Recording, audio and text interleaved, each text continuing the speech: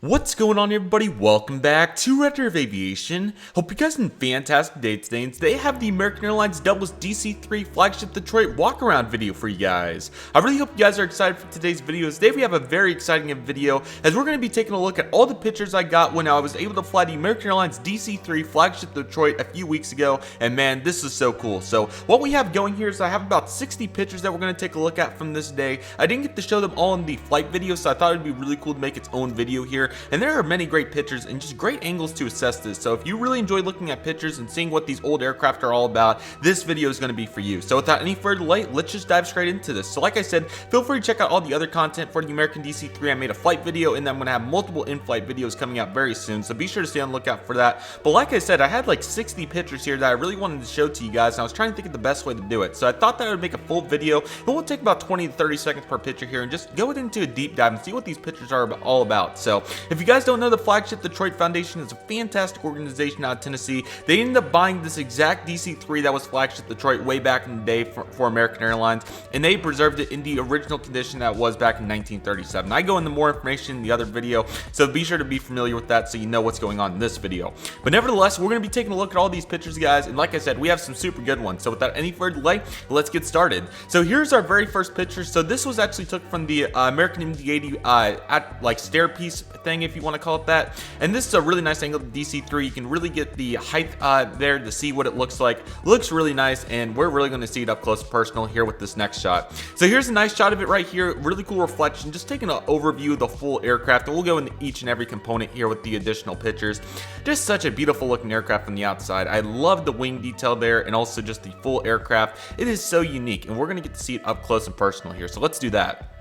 Alrighty, so here we go with the tail piece. I don't know why we started here, but it looks pretty cool. Looks like we have some condensation there, which is pretty interesting. It was sprinkling a little bit, so that's what you can expect. But there we have the rudder, a really unique design. It is really cool. You guys can see how big that is, and then you have the November Charlie 17334, the full tail number. One of the coolest pieces of this aircraft, I believe, as well, is US Mail AM 7182530 Air Express. That is so cool, and it looks awesome. And you also have the jet flagship American Airlines Astrojet type logo there as well. That's super cool. I love the detail on this. And just look at this fuselage, as we'll talk about more in detail. Here's the logo up close, and you guys can just really get a feel for that fuselage. I love all the pins on it and everything. It looks so cool, and this is no exception. Just a nice simple livery. It's so cool that they were able to preserve it. Here's the next picture, as you guys can see, with the fuselage. Really cool to get to see those antennas that are put up there and all those additional details. The flagship, which is super cool, looks awesome. And then here's the wing right here. You can get some really good detail on that, along with the engine as well. That is absolutely awesome. Here's the inside look at the cabin right here. This is a fantastic cabin. They did a fantastic job of putting it back together, and man,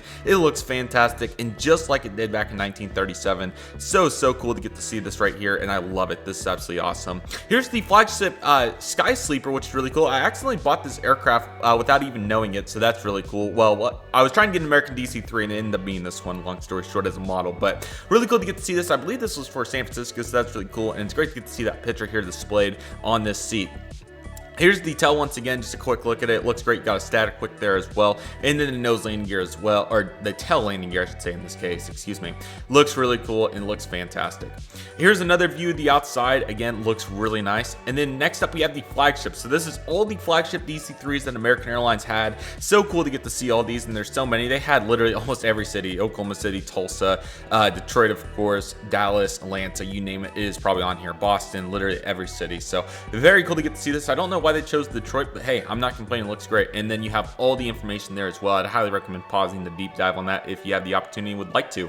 Likewise, for the DC-3 brief history, this is another fantastic sign right here, and you get all the information about the DC-3 that one would want to know. It is, again, really good highlights in there, just talking about how the aircraft really innovated the industry and everything. So I would recommend reading that if you had a chance. It's a really nice sign right there with some great information. Following that, we also have the Detroit November 17334. This goes into great detail about Flagship Detroit itself, just talking about its history and what it did. Again, fantastic aircraft, and it flew for American for about 15 years or so, so it was a really key part of the industry. So you love to get to see it right there. That's awesome. Here's a picture of me, Plane Spotters DK and KTUL Aviator here in front of the American Airlines DC-3. Love to get to see this, and again, thank you to everybody that was so nice to take our picture for us and all that fun stuff. We very much appreciate it. And here's the nose of the DC-3. We get some much better shots here in a minute, but you can really just see how complex this, well, you know, simple complex for the time. You can see the pitot tubes, which is so cool. The engines just look fantastic. The nose is awesome. Just take a look at this. Here's the head-on shot, man. It's just so cool looking. I love the front of it, man. It is so awesome. Those landing gears as well. You cannot forget about that. That is awesome. Here's a really nice up-close shot with the engine right here. I unfortunately don't know what engines these are, but you can just really see the infrastructure from 1937 right here with how big these propellers are. Then of course you got the exhaust back there as well. Then you got all the mechanics inside that make it look fantastic. I mean, that thing is just incredible, and I would love to see the inside of that. I'm sure it's awesome. Here's a really nice up close with American Airlines Flagship Detroit. Man, they just did such a good job casting this aircraft back to its original condition. It's just fantastic. You love to see it right there. A really nice up close shot right there too. And then as you guys can see going into our next picture, here's a really nice wide angle shot of the aircraft. You really can just get a glimpse of what the DC-3 encompassed here. From the casting of the fuselage to the engines to the landing gear, this is just a really good outside perspective to encompass it all. So this is fantastic. Here's the nice outside view as well. It looks really good. Love to get to see everybody interacting. That's just so cool right there. So you love to get to see that right there.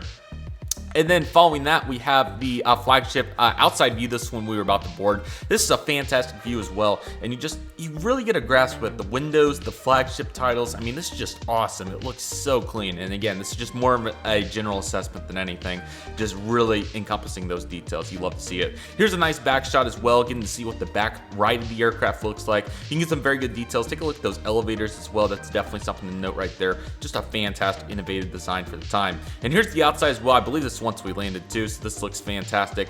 And here's another up close shot of the fuselage right there that looks fantastic.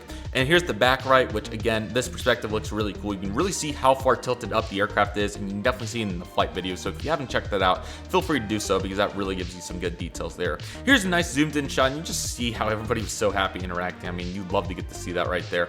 And again, it's just such an innovative design. I just can't get over the tail dragger concept for 1937. It's so cool in my opinion. A nice sideways perspective right here, the engine along with the nose right there, and also the pitot tubes. You get a really good detail right there. You get to see how interesting a design it is, and I believe those had to be down there that far down there because of the infrastructure of the tail dragger. I'm not completely sure on that, but that would be a logical guess there. Also a nice view of the exhaust and also the antennas on top too.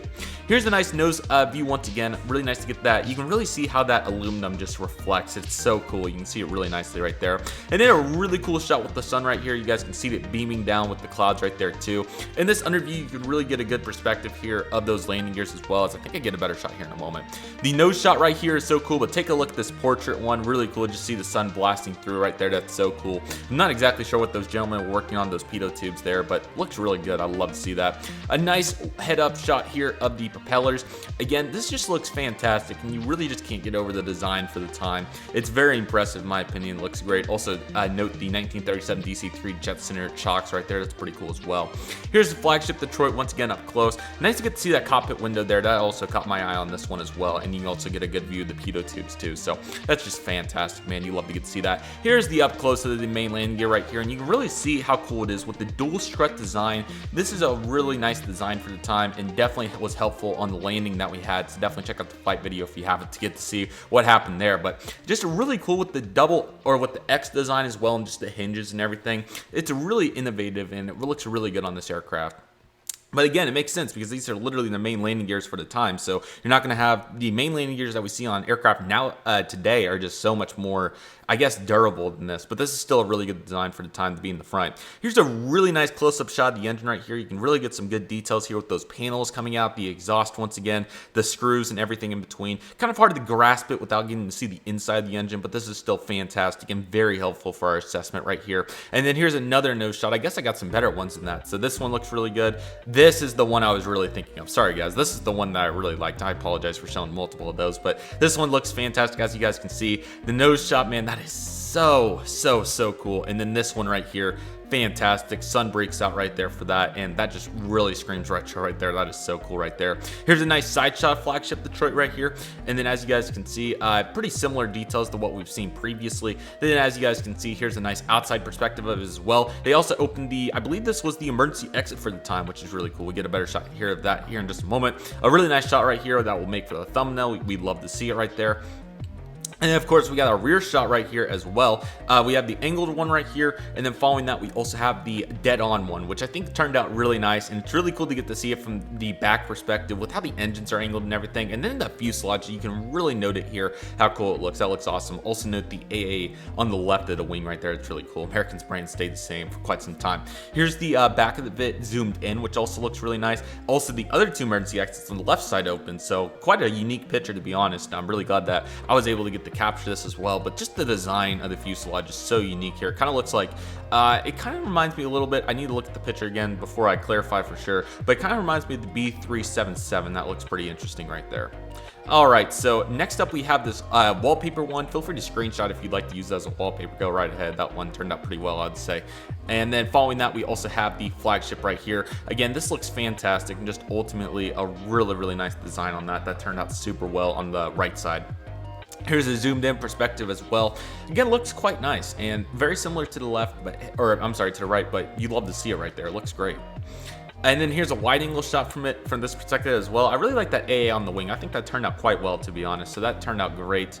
And also the MD-80 in the back there too. You love to get to see it there. And this is a big event for the Tulsa Air and Space Museum. So of course, plenty of people are going to be here to take a look at this. Okay, here's the up close shot right here. You can see the baggage door back there on the back right, which is, again, a very unique design for the time. You know, obviously you'd be using belt loaders today, but back then they would just hand it in there, which is pretty cool. So you can see that right there, and also with the emergency exits there too. Here's a nice close-up shot of that. Really nice, simple design to get the luggage in there. I'm not sure what the baggage capacity on this was, but it looks pretty good. So, and also there was some sort of antenna right there, it looked like as well. And here's a really nice up-close design of the emergency exits. Again, really neat design right there with the circles to be able to do that. I think this is very neat, and you guys can see how large those were in terms of the piece. That looks really cool, so very nice right there.